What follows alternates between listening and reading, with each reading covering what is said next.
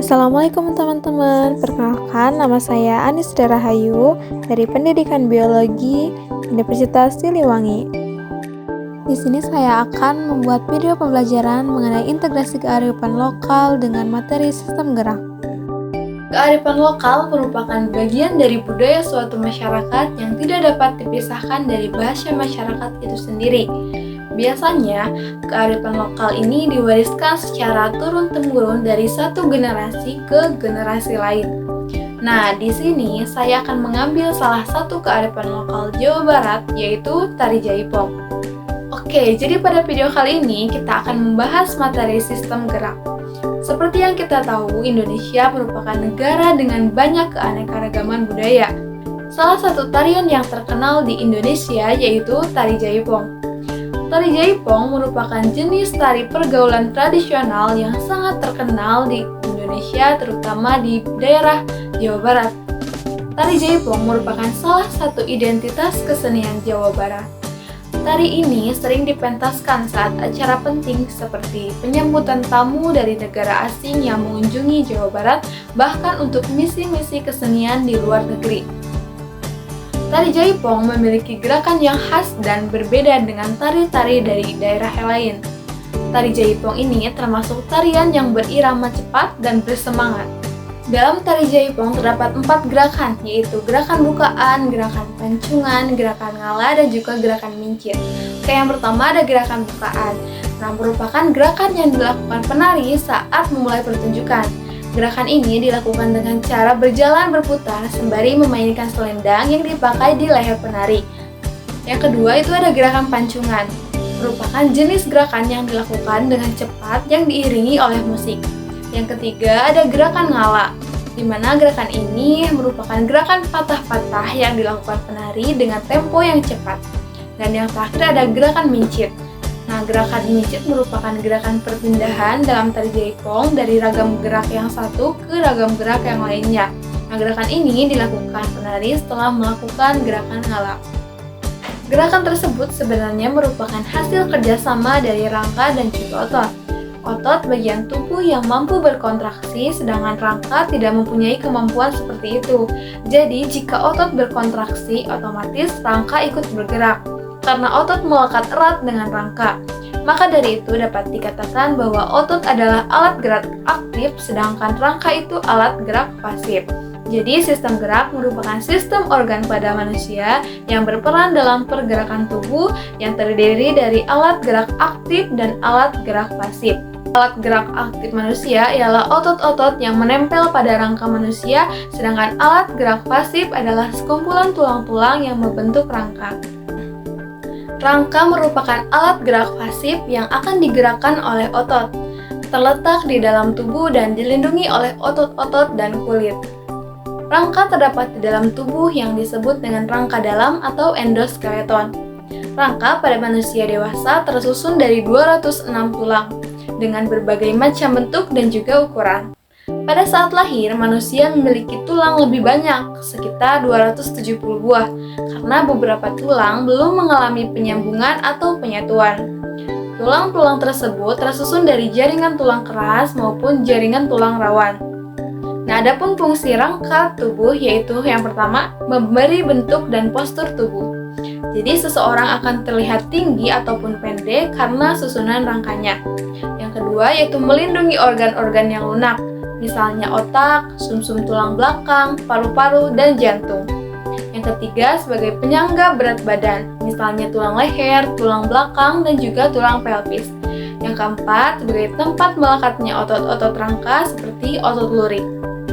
Yang kelima, yaitu mendukung terjadinya gerakan. Dengan adanya persendian, kerjasama otot dan sistem saraf memungkinkan tulang dapat digerakkan.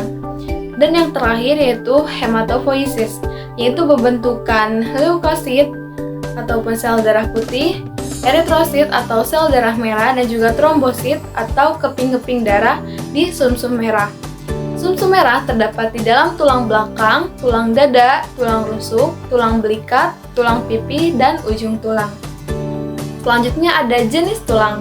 Nah, yang pertama ada tulang pipa atau tulang panjang.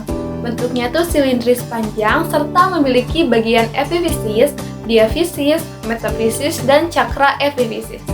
Tulang ini berfungsi untuk menahan berat tubuh. Contohnya tulang pangkal, tulang hasta, tulang pengumpil, tulang kering, dan juga tulang betis. Nah, yang kedua ada tulang pendek. Ya, ukurannya tuh pendek dan berbentuk kubus, serta tersusun dari tulang spons dan lapisan tipis tulang kompak. Tulang pendek umumnya ditemukan berkelompok untuk memberikan kekuatan dan kekompakan pada area yang pergerakannya terbatas. Contohnya tulang pergelangan tangan dan juga tulang pergelangan kaki.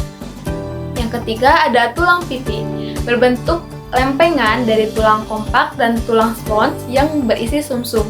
Tulang ini berfungsi memperluas permukaan untuk perlekatan otot dan memberikan perlindungan. Contohnya tulang tengkorak, tulang rusuk, dan tulang dada. Nah, yang keempat ada tulang tidak beraturan.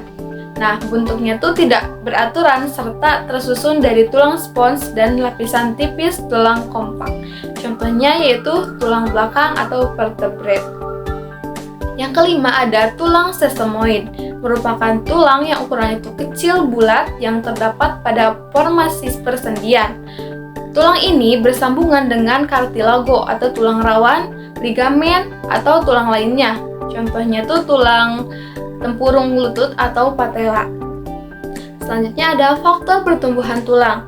Nah, pertumbuhan tulang dapat dipengaruhi oleh faktor genetik, nutrisi, endokrin, dan juga sistem syaraf. Oke, kita bahas yang pertama ada faktor genetik. Nah, tinggi badan anak tuh secara umum akan mengikuti tinggi badan dari orang tua. Yang kedua ada faktor nutrisi. Nah, jadi suplai bahan makanan yang mengandung kalsium, protein, vitamin A, dan vitamin D penting untuk pertumbuhan tulang dan menjaga kesehatan tulang. Yang ketiga yaitu ada faktor endokrin. Nah, beberapa jenis hormon itu berperan dalam pertumbuhan dan juga organisasi tulang. Contoh yang pertama ada hormon paratiroid yang bekerja itu saling berlawanan dalam memelihara kadar kalsium dalam darah. Yang kedua ada hormon tirokaisitonin yang bekerja menghambat resorpsi tulang. Yang ketiga ada hormon pertumbuhan somatotrofin yang bekerja mengendalikan pertumbuhan tulang, terutama pemanjangan tulang pipa. Yang keempat ada hormon tiroksin yang fungsinya itu mengendalikan pertumbuhan tulang, peremajaan tulang, dan kematangan tulang. Nah, yang kelima ada hormon kelamin, yaitu hormon estrogen pada wanita dan hormon androgen pada laki-laki. Hormon kelamin dapat merangsang pertumbuhan tulang.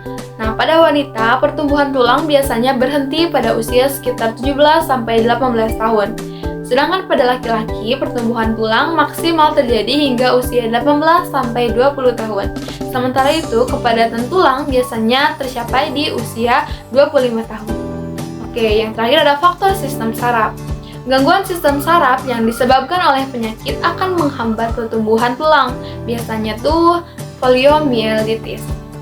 Selanjutnya ada persendian. Nah, persendian adalah hubungan antara dua tulang atau lebih, baik yang dapat digerakkan maupun yang tidak dapat digerakkan. Berdasarkan strukturnya, persendian dapat dibedakan menjadi 3 macam. Yang pertama ada persendian fibrosa, yaitu persendian yang tidak memiliki rongga sendi dan diperkokoh oleh jaringan ikat fibrosa. Yang kedua ada persendian kartilago, yaitu persendian yang tidak memiliki rongga sendi dan diperkokoh oleh jaringan kartilago atau tulang rawan. Yang ketiga ada persendian sinovial, yaitu persendian yang memiliki rongga sendi dan diperkokoh oleh jaringan ikat, ligamen, dan juga kapsul sendi. Berdasarkan gerakannya, persendian dapat dibedakan menjadi 3 kelompok. Yang pertama ada sendi sinatrosis atau sendi mati. Adalah sendi yang tidak dapat digerakkan karena tidak memiliki celah sendi dan dihubungkan dengan jaringan ikat fibrosa atau kartilago. Yang kedua ada sendi amfiartrosis. Adalah sendi dengan pergerakan terbatas akibat tekanan. Yang ketiga ada sendi diartrosis atau sendi sinovial, yaitu sendi yang dapat bergerak secara bebas. Selanjutnya ada otot rangka. Nah, otot rangka merupakan otot yang melekat pada tulang dan dapat bergerak secara aktif untuk menggerakkan tulang, sehingga disebut alat gerak aktif. Berat otot rangka adalah 40% dari berat badan. Pada wajah, otot melekat pada kulit dan akan bergerak jika berkontraksi. Adapun fungsi otot rangka, yang pertama itu menggerakkan tulang untuk melakukan gerakan. Yang kedua itu menopang dan mempertahankan postur tubuh. Jadi otot menopang rangka dan menahan tubuh dari gaya gravitasi bumi saat berada dalam posisi berdiri ataupun duduk. Yang ketiga, menghasilkan panas untuk mempertahankan suhu tubuh normal. Otot rangka memiliki sifat-sifat sebagai berikut. Yang pertama ada kontraktilitas, yaitu serabut otot dapat berkontraksi dan meregang. Dalam keadaan istirahat, keadaan otot tidak benar-benar kendur, tetapi mempunyai ketegangan sedikit yang disebut dengan tonus. Tonus pada tiap-tiap orang itu berbeda, bergantung pada umur, jenis kelamin, dan juga keadaan tubuh. Selanjutnya ada eksitasibilitas, yaitu serabut otot akan merespon dengan kuat jika distimulasi oleh impuls saraf. Yang ketiga ada ekstensibilitas, yaitu serabut otot memiliki kemampuan meregang melebihi panjang otot saat relaksasi. Dan terakhir yaitu ada elastisitas, yaitu serabut otot dapat kembali ke ukuran semula setelah berkontraksi ataupun meregang. Bahasan yang terakhir ada gangguan atau kelainan sistem gerak. Nah, gangguan sistem gerak ini dapat terjadi pada tulang, persendian, maupun juga otot. Nah, penyebabnya itu bermacam-macam, bisa dari infeksi mikroorganisme, kecelakaan, kekurangan garam, mineral, dan juga vitamin. Yang pertama itu ada fraktur atau patah tulang. Terjadi jika tenaga yang melawan tulang itu lebih besar daripada kekuatan tulang.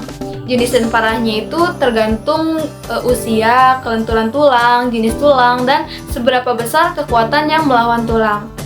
Yang gambar kedua ada terkilir. Nah, itu tuh gangguan sendi akibat gerakan yang tidak biasa atau dipaksakan atau bergerak secara tiba-tiba yang menyebabkan memar, bengkak, dan juga rasa sakit. Yang terakhir yaitu ada distrofi otot, merupakan penurunan kemampuan otot karena kelainan genetik. Nah, sekian dulu bahasan dari materi sistem gerak. Nah, jangan lupa kalian setelah ini ada 2 kuis yang harus kalian kerjakan untuk mengukur kemampuan kalian setelah mempelajari video ini. Silahkan diisi ya, jangan lupa diisi.